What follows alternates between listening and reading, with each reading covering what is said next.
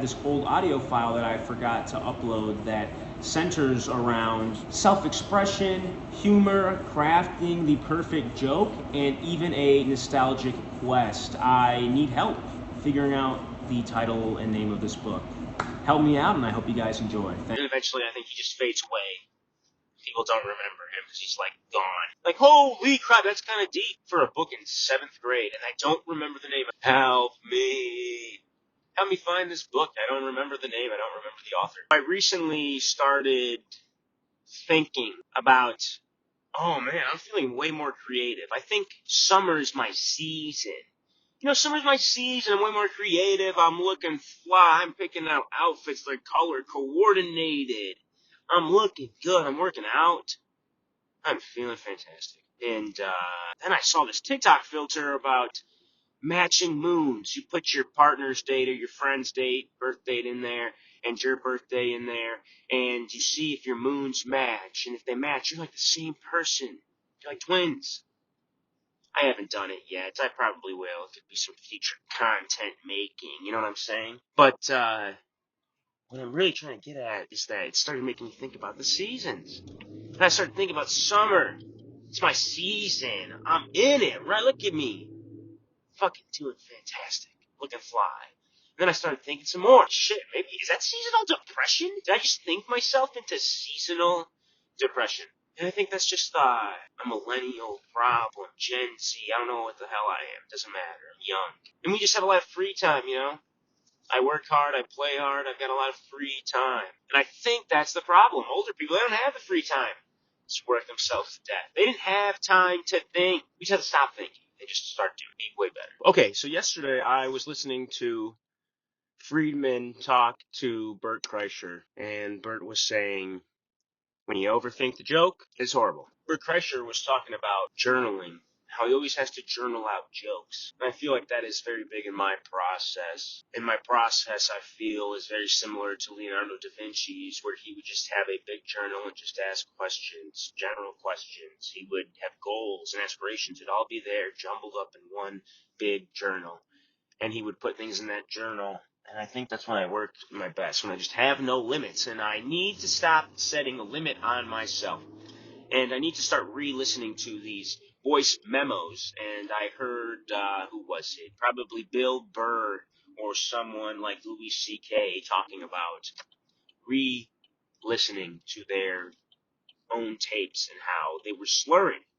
I hate that, they said. And from that point on, they stopped slurring. They stopped drinking when they were on stage.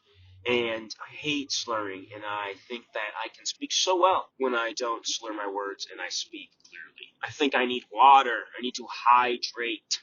Hydrate to enunciate. For real. But I'm getting away from my original point. My original point was that journaling is fantastic. Don't box yourself in.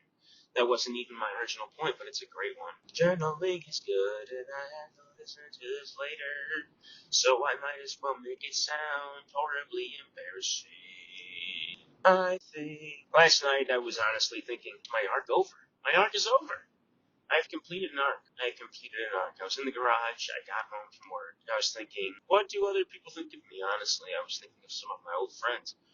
What were they thinking of me? Maybe I had been away for a long time. But honestly, I kind of just stopped thinking about that, and I thought about all the stuff I was kind of worried about then.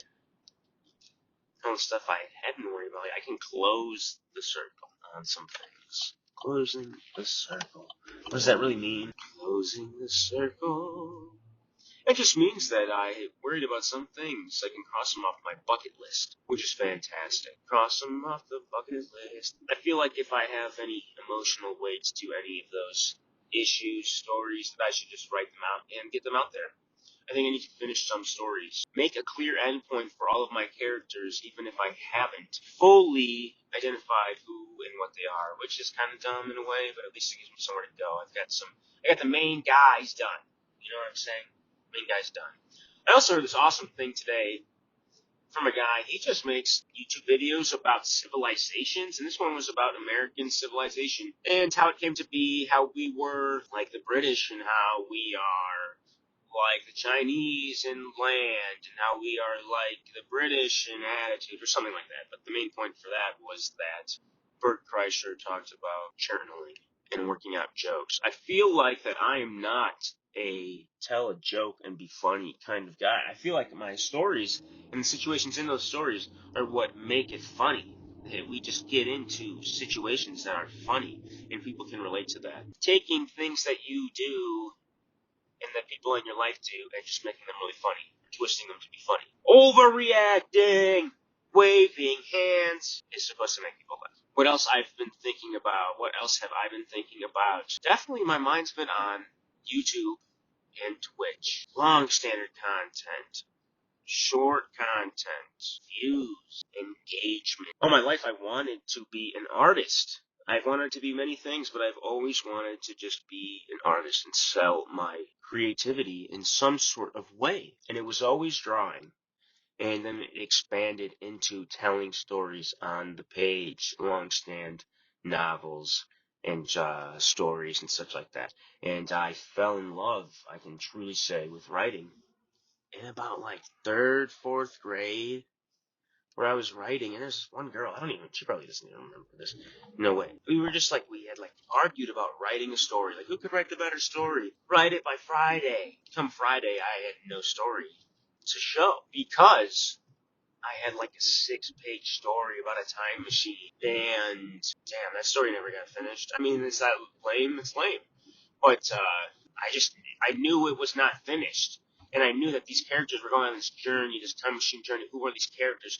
Where were they going? What was the arc? Why were they returning to these places? They were going to like go back in time and revisit themselves. It's fun. It was wacky. You know, it kind of reminded me. I didn't really read those books about, Magic Treehouse. I never really read those books, but that's kind of what it reminds me of. These group of kids on an adventure back in time machine. But beyond that, what's so beautiful, why I fell in love, in school, you go and you look at all these books, and then there'd be H.G. Wells' The Time Machine. I remember in like 5th grade, I tried reading that book, and like, what the heck? But it was so awesome. Oh my god, another person has this long book about a time machine. What adventure is this person going to go on? Fantastic. Going from there, I went to small Catholic grades, and in like 7th grade, there, just bookshelves of books in every classroom. 7th grade, there was this book about some kid who had smacked his head, little nervous ass kid, smacked his head. Supposed to be that he hits his amygdala, and now he is 3 seconds in the future. His amygdala has sped up, so he is going up to people, and to them he's speaking gibberish. They can't understand. He's feeling detached, and it's like that. Hit his amygdala, and so he can see the future by like 3 seconds. So people are coming up to him, and he already knows what they're going to say. This little nervous-ass kid can't use it to his advantage? What the hell? Can I shoot what? Oh, you can be like, oh, hey, what's going on? How you doing? And someone has something to say, you can just play it off cool. Oh, yeah, what's up? You know this? All right, I got something to say. Unless he just has no answer, I would just plan. 3-second plan. Get used to it. But anyway, in the story, he gets so nervous that as he gets more nervous, he gets farther into the future, and then as soon as he gets maybe 5 seconds into the future, he can start to see other people that are starting to fade, and eventually I think he just fades away. People don't remember him because he's gone. Holy crap, that's kind of deep for a book in 7th grade, and I don't remember the name. I tried Google searching it. I need help. Help me. Maybe that's the point of this. Help me. Help me find this book. I don't remember the name. I don't remember the author. I've tried looking. I've tried using ChatGPT to even help me find the name. And I don't know. I really don't know. What else have I been thinking about? The content. Wow, my mouth is so dry. I'm talking about the content that I want to share. Like my drawing, or my painting, or even, even playing video games and Twitch streaming does not get as much attention as these short little YouTube videos that I just I export from TikTok to YouTube, and they're just TikTok videos of dumb filters. I think they're dumb compared to some of the other things I want to make, and it's cool to see the numbers go up. I would never derive meaning in those numbers alone. It's not the number that matters ever. It is very cool to see people appreciate what you put out there, of course, at a large scale, like 1,000 people. people, 2,000 people, 100,000 people, 500,000 people, a million people, 10 million people. Can you imagine 10 million people? Maybe you already have virality. That's a pretty cool thing. It's a pretty scary thing as well. Being famous, infamous. Do you welcome it? Do you want it? I feel like my friends, we all, we could all fit in the same pants in a way.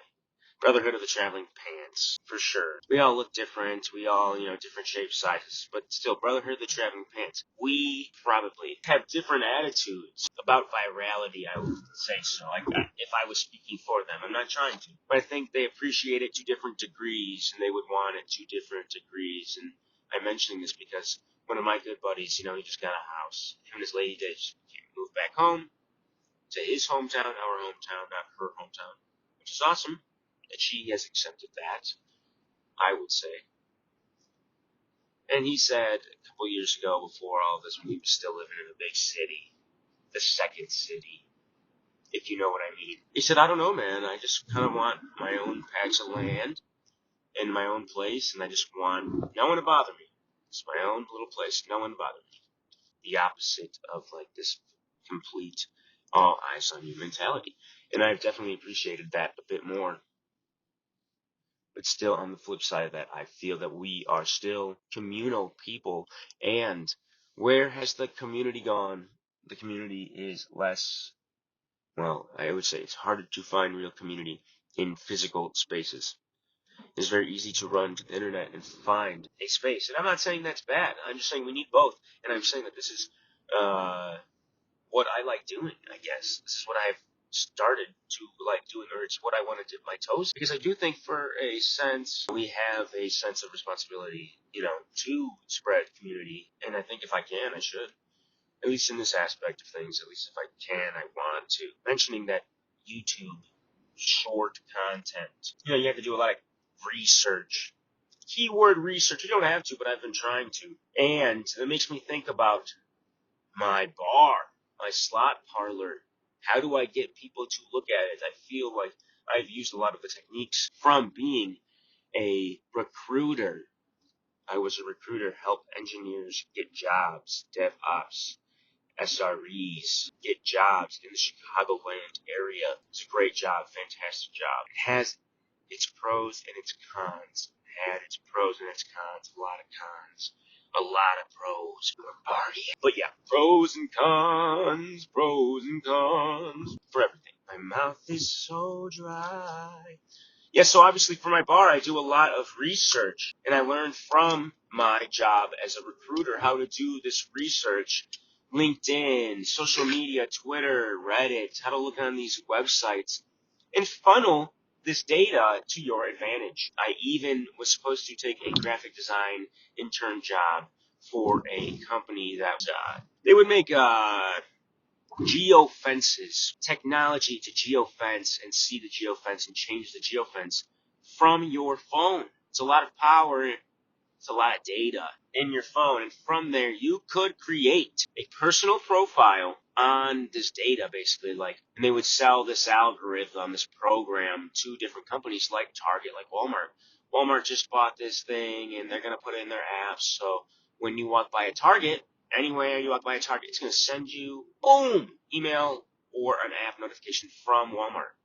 Anywhere, and you can create, anyone who's got that app, you can create the data from them, the profile from that. We want to send emails to this type of person, at this type of time, in this type of place. It's a lot of data. Not only can they sell that data, probably they can sell the program, which they do. It's awesome. It would have been fantastic. It just was a non-pay internship, and I wanted the paying job, which would have been better in the long run. Who knows? Probably the job still, I would say. I didn't want to be broke, boy. Yeah. So as I was saying, I wanted to use all my research into the bar, and I feel like the content I'm creating, whether it's advertisements for Facebook, graphic design for Instagram, posts on LinkedIn, videos for TikTok, for the bar, research for the bar, Google keyword research for the bar, does not get anything compared to the silly little videos on YouTube. And on YouTube, I get way more views than on TikTok. Well, drinking water. That's good. It's time to go to work. Peace, peace, peace.